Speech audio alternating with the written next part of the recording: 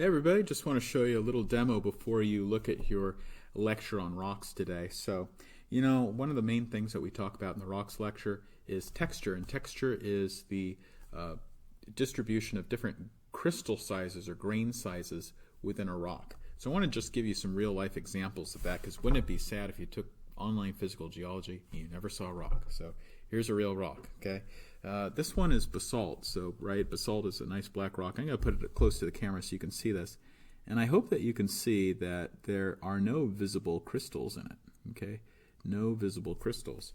I want you to compare that to another rock I have here, which is very representative, not really representative, but quite representative of the continental crust.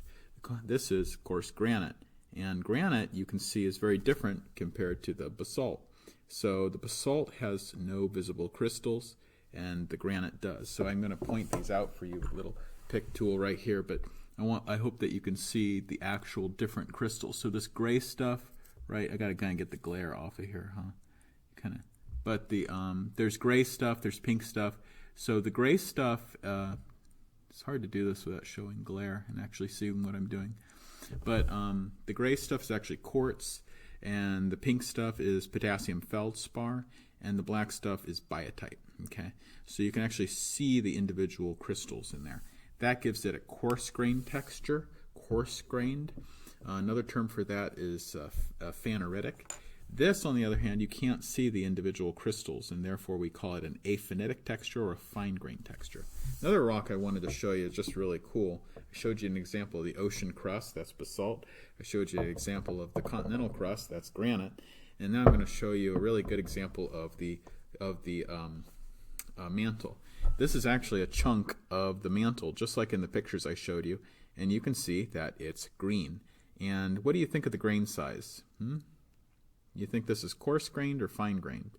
If you're thinking coarse-grained, you'd be correct, because you can actually see the individual olivine crystals in there.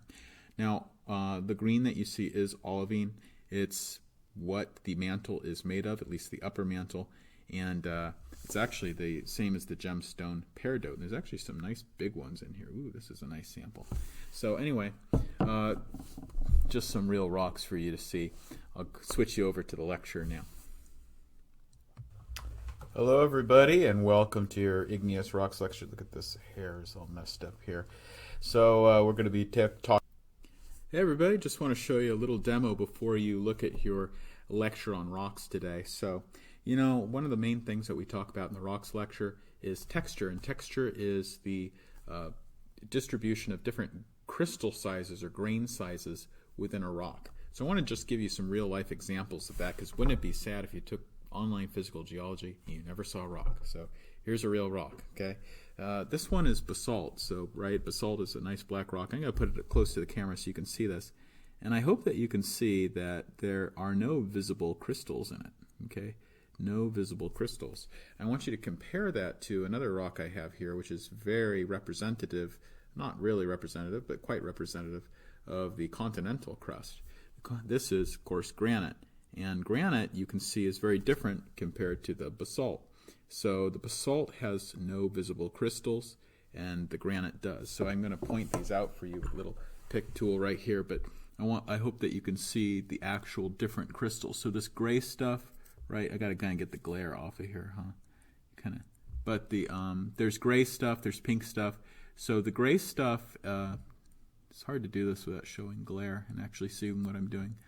But the gray stuff is actually quartz, and the pink stuff is potassium feldspar, and the black stuff is biotite. Okay, so you can actually see the individual crystals in there. That gives it a coarse-grained texture, coarse-grained. Another term for that is phaneritic. This, on the other hand, you can't see the individual crystals, and therefore we call it an aphanitic texture or a fine-grained texture. Another rock I wanted to show you is just really cool. I showed you an example of the ocean crust, that's basalt. I showed you an example of the continental crust, that's granite. And now I'm going to show you a really good example of the mantle. This is actually a chunk of the mantle, just like in the pictures I showed you, and you can see that it's green. And what do you think of the grain size? You think this is coarse-grained or fine-grained? If you're thinking coarse-grained, you'd be correct, because you can actually see the individual olivine crystals in there. Now, the green that you see is olivine. It's what the mantle is made of, at least the upper mantle, and it's actually the same as the gemstone peridot. There's actually some nice big ones in here. Ooh, this is a nice sample. So anyway, just some real rocks for you to see. I'll switch you over to the lecture now. Talking about igneous rocks, he showed you a few igneous rocks in the demo, and of course if you were in class we'd be looking at so many different things, but that's the way it is. I keep saying that, kind of lamenting that you're in online, right? But well, sorry for that. But anyway, move on. I shouldn't waste your time, should I? So you can see, hopefully, actually, yeah, you do see it. Good. Yeah, you see it. Good. All right, so anyway, we're going to be talking about Igneous Rocks #1. So there's 1 of 2 lectures. So one of my students, I always show this lecture slide. I think it's kind of funny because this isn't from Hawaii, and this bus got caught in a basalt. It was an abandoned bus. I don't think anybody died, but it got caught in a lava flow. So that's what it looks like now. But one of my students said it kind of looks like. He said that was Miss Frizzle's last ride, so I always liked that joke. But anyway, I'll move on. So remember, we already talked about bonding. We talked about minerals, talked about matter, right? And one important kind of bonding we talked quite a bit about was ionic bonding. Remember, that involves 2 ions. So what the heck are ions? I hope you remember. This thing is... I need to plug this in. Look how prepared I am today. Okay, there we go. So, does that work now? Oh, no. Go back. Got to turn on the draw tool. Sorry for this. Okay, so remember we talked about different kind of bonding. Ionic bonding's one type that involves ions, right? Remember ions? What's an ion? Do you remember what an ion is? It's important because it's going to be on your test. So ion is an atom with a net charge, either a positive charge or a negative charge. And that's because it either has gained electrons or lost electrons, right? It's undergone ionization, okay? So, for example, NaCl. Gosh, this thing is just not working out for me today. NaCl, you have a positive sodium. Gosh, why isn't this pen? This thing's a hunk of junk. Pen, laser pointer, okay? Pen. There we go. Okay. Well, whatever. And we have chlorine, which is a negative. Remember, that's an anion. Anion is an atom with a negative charge. Ion with a negative charge. Okay. So remember, these are packed together in a cubic structure, held together by electrostatic forces. So that's what your NaCl looks like, right? Remember a crystal. What's a crystal? Minerals, they have a crystal structure. That means that there's an atom in every place and a place for every atom. They're in a highly ordered arrangement, okay?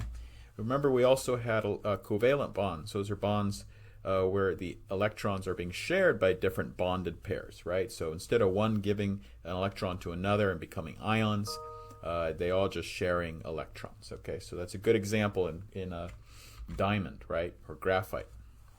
So another important molecule, sorry, I'm just going to go over some things to review, right? Another important molecule, I hope you remember, is the silicate tetrahedron. And I've had you draw that so many times now. Do I have you draw it again? No.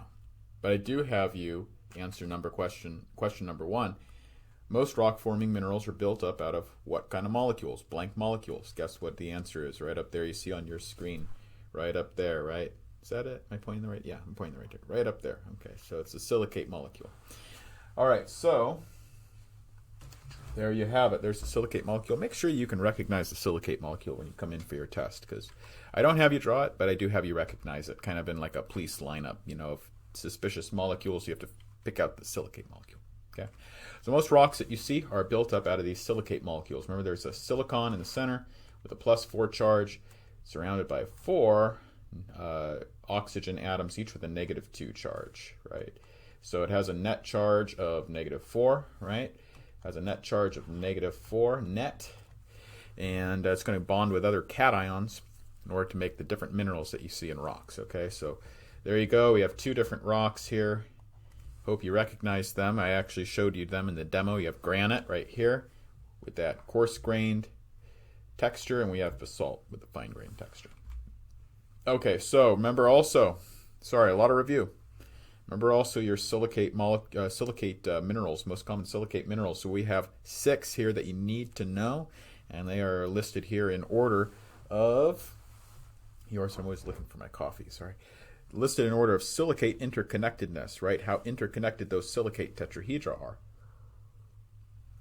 Okay, so remember that we go from the most connected, which is quartz. That's the tecto type silicates.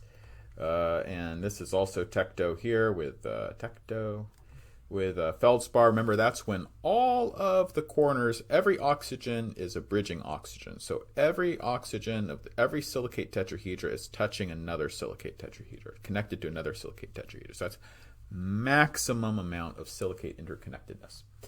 Next, we go to mica, right? Mica, 3 out of every 4 oxygens of every silicate tetrahedron is a bridging oxygen. Okay, so instead of 4 out of 4, 3 out of 4. Okay, so this is a 4 out of 4. This is a 3 out of 4. Okay, then we go to amphibole. There, half of them are 3s, half of them are 2s. So I guess if you're between a 2 and a 3, you're at like a 2.5. So we could say 2.5 out of 4. Okay. The next one here is pyroxene. There, every silicate tetrahedron is sharing 2 of its oxygens. So that's a 2 out of 4. And then we go down to olivine. And olivine, remember, every single tetrahedron is isolated. They're the isolated silicate structure. So that's a 0 out of 4. Okay. Now that makes a big difference in terms of the physical properties, right? Quartz and feldspar are really hard to weather. So they're kind of the last things to break down. Mica, amphibole, pyroxene, and olivine, they go a lot faster, right? So they weather out a lot faster because they're not as hard. Why aren't they as hard? It's because they don't share as many of their oxygens. They don't make a really hard, strong framework, because the silicate tetrahedra are not connected to each other, right? So the more connections, the stronger the substance, okay? Okay, so rocks are made of minerals, right? Igneous rocks are made of minerals. So what's a rock? Study a lot of rocks in this class, right? What is a rock? Well, a rock is just a conglomeration of minerals. That's all it is, okay? We're going to talk about the 3 basic rock types pretty soon here and answer question number 2 on your lecture assignment, okay? So here's some granite. Granite's made out of feldspar, quartz, and mica. Okay, there you have it. There's gabbro. There's another important rock, okay? It's made out of plagioclase and pyroxene.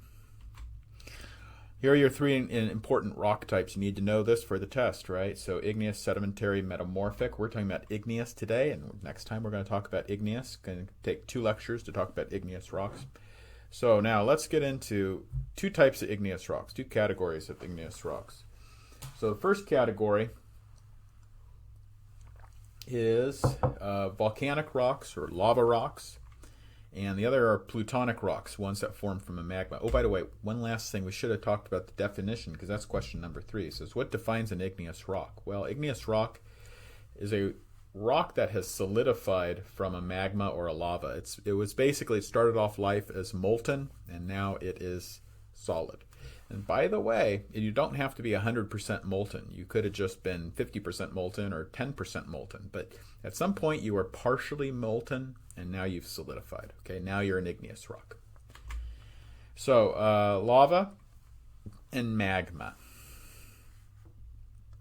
What's the difference between lava and magma? Lava is molten rock on the surface. Magma is molten rock that never made it to the surface. It was always underground. Okay? Lava is usually always originates underground somewhere, okay, either in the crust, more likely though in the mantle. So that molten mantle rock, that would be magma. When it comes to the surface, then that would be lava, okay? Now, we classify igneous rocks in 2 different ways. We classify them in terms of texture and composition. Okay, in this whole lecture, we're just going to be talking about how we classify igneous rocks, okay? So when you hear the word texture, you have to not think of this. Usually, I would bet when you hear the word texture in your mind, you're thinking how it feels. You know, there I am rubbing my hands again. I always notice that gets picked up by the microphone really easily. But how it feels. Okay, does it feel rough or does it feel smooth? Okay, that is not what we mean when we talk about igneous rock texture. So on the test and on the lecture assignment, when I ask about igneous rock texture, please do not put anything about how it feels, if it feels smooth or rough. Okay, so there's a big X. X, X, X. No, don't do that. Don't talk about rough or smooth. That's not what we mean here when we talk about igneous rock texture. Okay, when we talk about texture in geology, igneous rocks, we're talking about the distribution of different grain sizes in the rock. Some rocks, all of the crystals are visible, like in this one. You see how you can actually see the individual little mineral crystals? Okay. Sometimes they are not so visible, but maybe little specks of them are visible. Sometimes they're not visible at all. And we're going to talk about all those different grain sizes, okay? What it means. Texture is really important. You might be wondering, why does the different grain sizes, why does that even matter at all? Why do we care about that? Well, we care about it because it tells us how the rock originated. Igneous rocks that originated volcanically, that means they formed from a lava, have a fine-grained texture. That means the crystals are all really small. Igneous rocks that originated underground as a magma all have like a really coarse-grained texture, it's like granite. Okay, so that's why we pay attention to texture, because texture tells us about how the rock originated. Okay. That's why we use it to classify, because it tells us if it started as a volcano or if it started underground as what we call a plutonic rock. Okay? There are two main important categories here. Okay? And this actually goes to number 5. So you see you have these terms phaneritic and aphanitic. So there are two important textures. They are fine-grained, which is AKA, I'll put here AKA, also known as aphanitic, and there's coarse grain, which is phaneritic. Now this term phaner, and also a fan, it's just it really should just be fan, like this. That is a Greek origin, Greek root word. It means visible. Okay, so aphanitic means not visible. Phaneritic means visible. Okay, so when you talk about fine-grained means it's all the crystals are visible. So I already showed you that in the. Let me go get my own rock. I'll be right back. I'm gonna pause this for a second. Okay, I'm back. So phaneritic and aphanitic. So aphanitic means you can't really see the crystal. So I already showed you that in the demo, but just again here's an aphanitic igneous rock. Okay, you can kind of see with the light on it that you can't really see the individual crystals. Okay, it just looks like a plain black rock. All right. On the other hand, here's a phaneritic igneous rock. Okay, so now you can see with this guy, you notice how you can see different crystals in there. I'm going to try to kind of turn that towards the light, but you can see the kind of blotchiness and the difference in the how it. I kind of have to like shine a light on it somehow so you can see it, but. I hope you can see that, and you saw it in the demo, and you see it on there, so I just want to make that clear to you.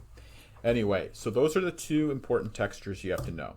Two important textures. Fine-grained, aphanitic, coarse-grained, phaneritic, means that the crystals of the rock are either all too small to see, aphanitic, or they are all coarse enough, big enough to see, phaneritic. Okay? What does that tell you about? That tells you about how the rock originated. Did it originate from a magma underground, or did it originate on the surface as a volcano? Okay, if it originated as a surface volcano, it's going to be aphanitic.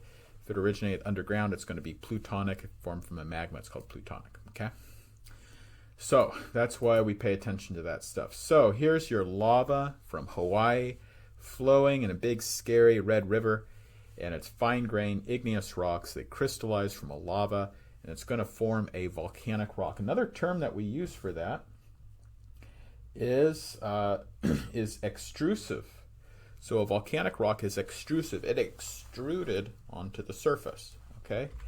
Another kind of rock is plutonic. This is another igneous rock. It's plutonic or intrusive. So, you know, volcanic and plutonic are opposites. And you might know, if you know any Greek, or actually this is Roman mythology, you might know that volcanic actually refers to Vulcan.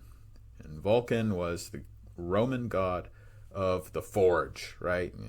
He would go there and make all of the Olympians' weapons and things at the blacksmith shop and the forge and the fire, right? So that was Vulcan, right? On the other hand, there was another god, Pluto. Pluto was god of what? He's the Greek equivalent of Hades, god of the underworld, okay? So Pluto, plutonic, means underground. It formed underground, okay? So plutonic rocks, intrusive rocks, those have a what kind of texture? Take a look down here. Do you see how all the grains are visible? That means it has a phaneritic texture. Okay. So let's look at your lecture assignment here. Number 4. What is rock texture? Is it how smooth or how rough the rock is? No, that's not what I mean there. Okay. Big fat no. That's not what it means. It means the distribution of different grain sizes. Whether they are all too small to see, they're all big enough to see, or there's some mix in between. We have 3 different terms for that, okay? 2 of the important terms, phaneritic and aphanitic, right? Number 5, phaneritic means that you can see all the crystals. Aphanitic is the opposite, means all the crystals are too small to see. That's aphanitic versus phaneritic, okay? What's the difference between a volcanic and a plutonic igneous rock? Volcanic rocks form on the surface from a lava. Plutonic rocks, Pluto, god of the underworld, form underground from magma, never reach the surface. Okay. What is the texture? Number 7. What's the texture of volcanic rock like? An extrusive rock. It is aphanitic. What's the texture of a plutonic rock like? It's phaneritic. Does all that make sense? Okay, I hope so. So here are some other texture terms that you need to know. Now, we talked about if you can see all the crystals, that's phaneritic. If you can't see any of the crystals, that's aphanitic. What happens if you can see some of them but not all of them? Then you're porphyritic. Porphyritic. That's what a porphyritic rock looks like. Porphyritic basalt. And you can see that the black stuff here in the middle, you know, all this, that's called the ground mass. And you can't really see the crystals in there. But you can see some big fat crystals here, right? Those are all plagioclase crystals. Now, this texture is a volcanic texture. In fact, all of the textures I'm about to show you are all volcanic textures. The only texture in plutonic rocks is a phaneritic coarse grain texture, okay? Everything else is volcanic or extrusive. By the way, plutonic rocks can also be called intrusive rocks. Okay, intrusive, plutonic mean the same thing. Volcanic, extrusive mean the same thing. Let's look at another example. This is vesicular. Vesicular rocks have lots of vesicles, lots of bubbles. Okay? Now, when you're underground, the pressure is, what do you think, high or low? High, low. What do you think? If you think the pressure's high underground, you're right. Okay, you got all the rocks sitting on top of you, the pressure's high. When the pressure's high, it keeps all of the bubbles dissolved into the liquid. But when you release the pressure, you come to the surface, release the pressure, all the bubbles start extruding out. Okay, and so this is a volcanic texture, and we call this a scoria or a vesicular texture. Okay, so that's a volcanic, that's a vesicular basalt. Here's another beautiful kind of rock. You maybe have seen this before. This is obsidian. Okay, obsidian is a glassy texture. It's yet another volcanic rock. I wanted to show you this little video. This is pretty cool. This shows you how obsidian forms. Okay, and it looks very, very different than what you're used to when you think of lava. So let me show you this little video here. And I'll try to turn up the volume here so that you can hear it on the microphone. There we go.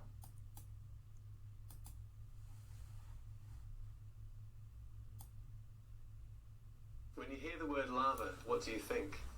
You're probably thinking of a fast-moving red river of molten rock that's flowing down the side of a volcano like Etna. Most lava is like this, but there's a much rarer kind of lava called an obsidian lava flow, which is very seldom seen, but I was lucky to witness this at Cordon-Cauye volcano in Chile, which erupted in 2011. This is an eruption that started with a real bang. It created a high ash plume that went all the way around the globe, but then this really thick, slow lava oozed out for the months that followed.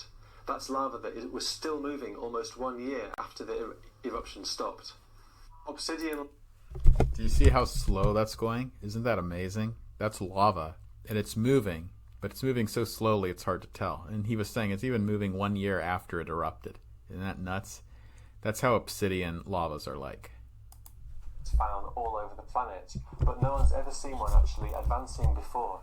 What we saw was this incredibly thick, black, steaming lava that was as tall as 10 double-decker buses, that was moving incredibly slowly as a glacier. When it breaks, obsidian lava forms incredibly sharp surfaces, and for this reason it's been prized since prehistoric times because it's been used to make arrowheads and cutting tools.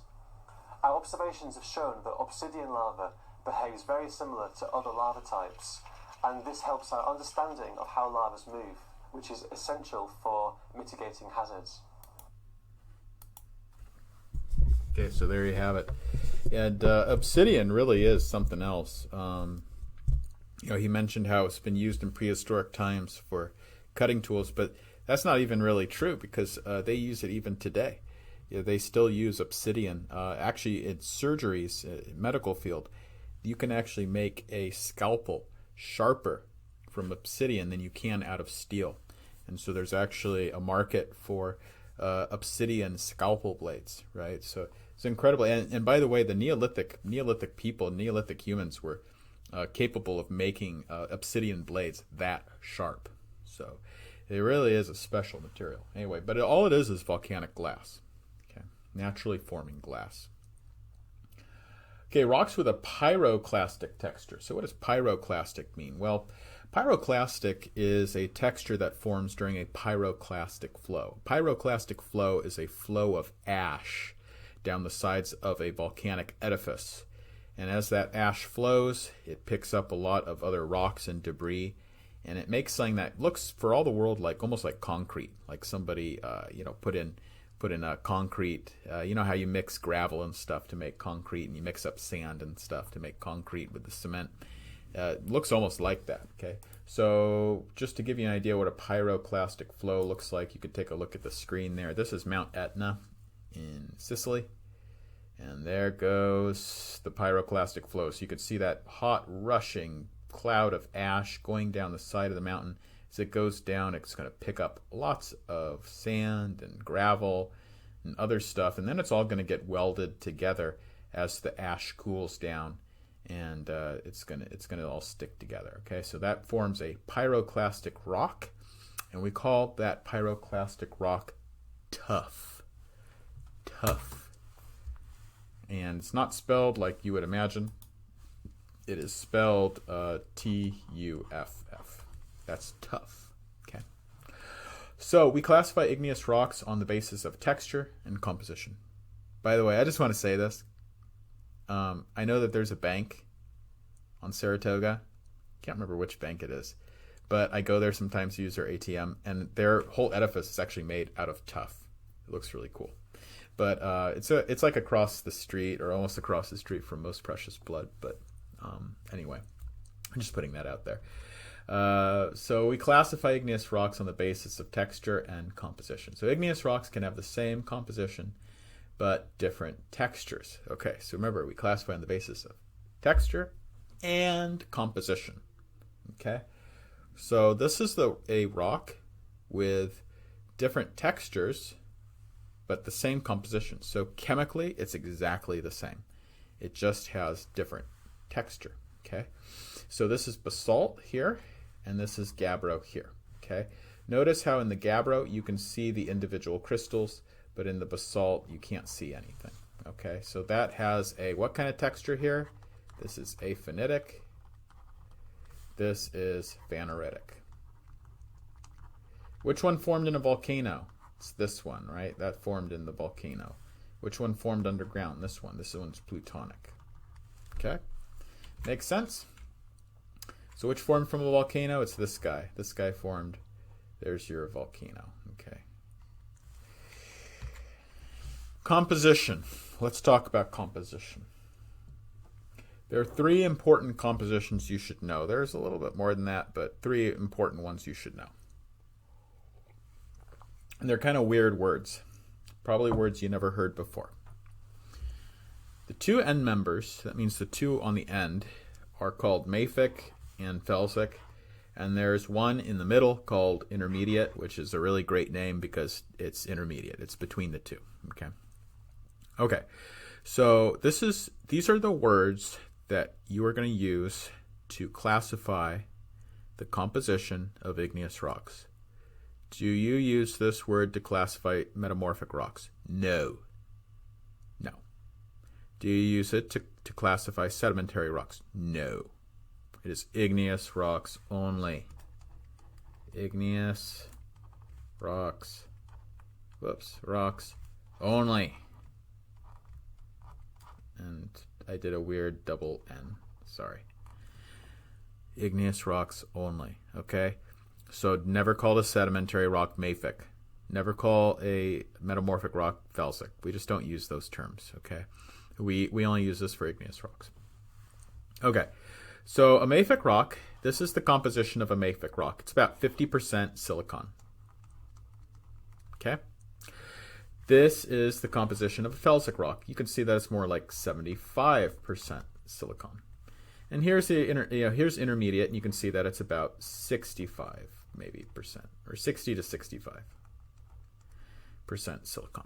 Okay, so the main determining factor about whether you're mafic, intermediate, or felsic is how much silica you have. Okay, other things vary as well. You can see that mafic has a lot more iron and magnesium, right? And as you get down, intermediate has less, and as you get down to the felsic, there's very little iron and magnesium. Okay, you notice that aluminum stays almost the same.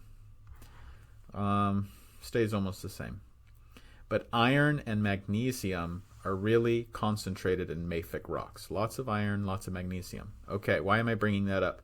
Mafic is actually, where does that word come from? Mafic refers to magnesium. Fic refers to ferric. Ferric is the Latin word for iron. Felsic. The fel refers to feldspar. The sic refers to silica. Okay, so these have a lot of silica, and they have a lot of sodium, potassium, and aluminum, and that creates the feldspar. Okay, notice that mafic has very little potassium and sodium. Okay, so those are some of the compositional differences between mafic and felsic rocks. I'm going to see if you have a question about that. I think you do.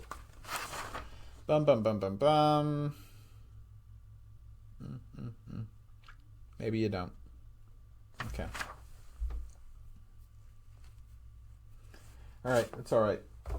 I think you have it on the next one, though. Next lecture. All right, so there's mafic. Mafic is a lava type you find a lot in Hawaii.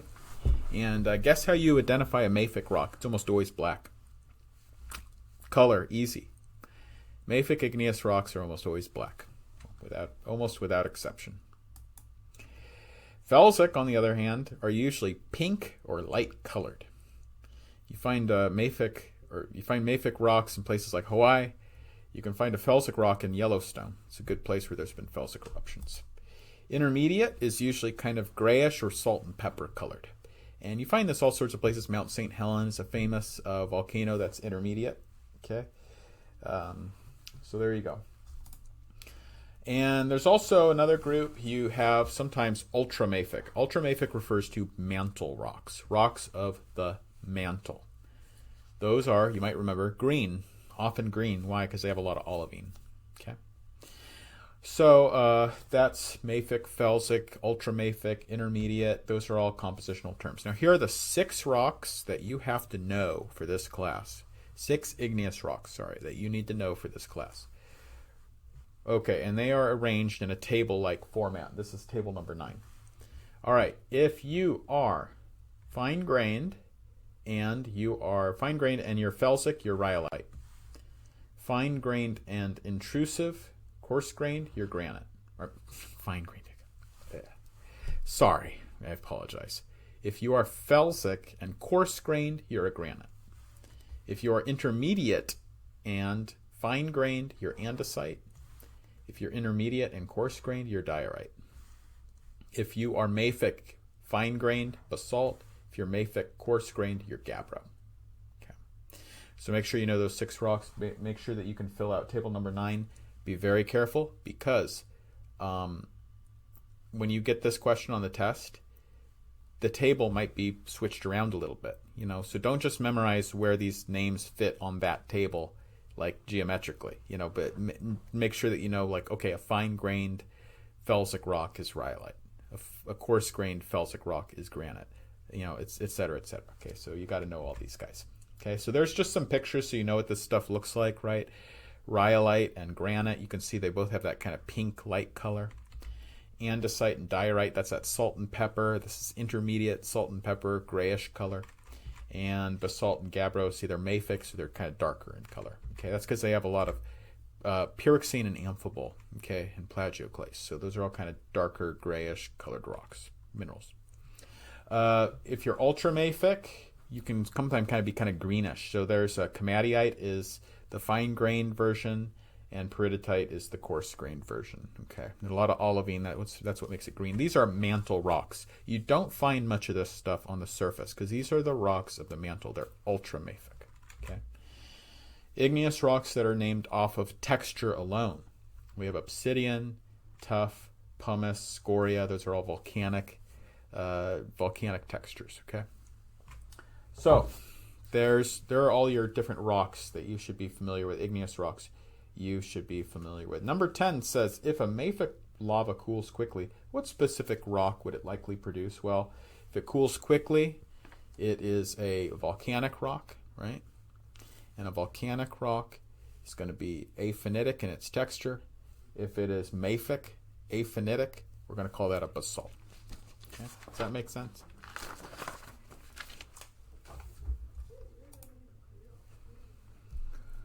Okay, so here we go. Igneous rocks classified by composition. I already talked about this. Blah, blah, blah, blah, blah. And that is the end? Can't be the end because we have so much more to talk about. Let me take a look at this stuff again. And let me pause this. Something's wrong here. Maybe I grabbed the wrong lecture. Okay, I see what I did now. I'm sorry for this. This is the first time I've taught this class online. So I have this all screwed up. Okay, so number 12, 13, 14, they're about Bowen's reaction series. We are not talking about that right now. We're going to talk about that in the next lecture. I'm so sorry. I screwed it up. Remember I said there are going to be bugs. It's the first time I taught this class online. But anyway, we're going to do 12, 13, 14 next lecture. Okay, so skip ahead to number 15, 16, 17, and we'll talk about that and finish up that way. Okay, and you know what? Looking at this, number 11. We're going to talk about number 11 next time. Okay, so 11, 12, 13, 14. Save those for next time. Okay, don't worry about them. And if you could just put a note on there, just say Dr. Hurt screwed this up. We're doing it next time. That's fine. Okay, so let's talk about a few things. What's the viscosity? Number 15 says, what's the viscosity of felsic lava like? So let's talk about this stuff. Blah, blah, blah, blah, blah. Gotta go back to this. So here's felsic. So we talked about felsic lavas. They're high in silica content. Okay? When things are high in silica content, remember that the silicas like to attach to each other, right? So all the tetrahedra like to attach to each other like this, right? And the more attachments there are, the more bridging oxygens there are among the silicate tetrahedron, the higher the viscosity. So the viscosity of this lava is very, very high. Very, very high. Okay, so number 15 says, what's the viscosity of felsic lava like compared to mica? Very high. Okay, and that creates an eruptive style that is also very explosive. So Yellowstone, I don't know if you've ever been to Yellowstone, but it's a great place to visit. One of the kind of like 7 wonders of the natural world, right? It's just a great place to visit. I hope it's on your bucket list of places to go before you die. Yellowstone is worth seeing. And if you actually go to Yellowstone, the whole park, which is, 20 miles from end to end, is actually just a big volcanic crater. Just a big crater. Just a big crater from the last volcanic eruption that occurred there. 20 miles across. That's the edifice, right? It's it's huge, right? It's mind-bogglingly huge. So these are highly explosive eruptions. These are supervolcanic eruptions. And we've never experienced a supervolcanic eruption in human history. Okay, so when if it ever occurs, it'd be just very, very catastrophic. Okay, so that's the eruptive style. One thing that you can kind of imagine about eruptive style is this. Imagine you had a water bottle, and it's full of water, and you had another water bottle that's full of peanut butter, and you poked a hole in both of them. So if you were going to try to squeeze the one with just water in it, if you squeezed it, the water would just dribble out of the hole. But if you squeezed the one with the peanut butter, depending on how big the hole was, let's say it was just kind of a small hole, you would have to put a lot of force to get that peanut butter to come out of the small hole, right? Because the viscosity is so high. So what happens is once the force builds up so much, the viscosity stops it from escaping and flowing out of the vent. So it often, when it does go off, it explodes with a bang. And you could imagine putting so much force on the peanut butter bottle that just blows up, right? It just explodes. So anyway, that's kind of a good, maybe I should make a demo video of that for the next lecture. That would be a good one. I'm going to do that. So anyway, felsic lava is very, very explosive. Now, if you go to mafic lava, it's the opposite. It has very low viscosity. You can see that right there. And it's going to flow like a river. So when you imagine Hawaii and the rivers of lava, that's all mafic material. And we'll talk more about this when we talk about volcanoes near the end of the class.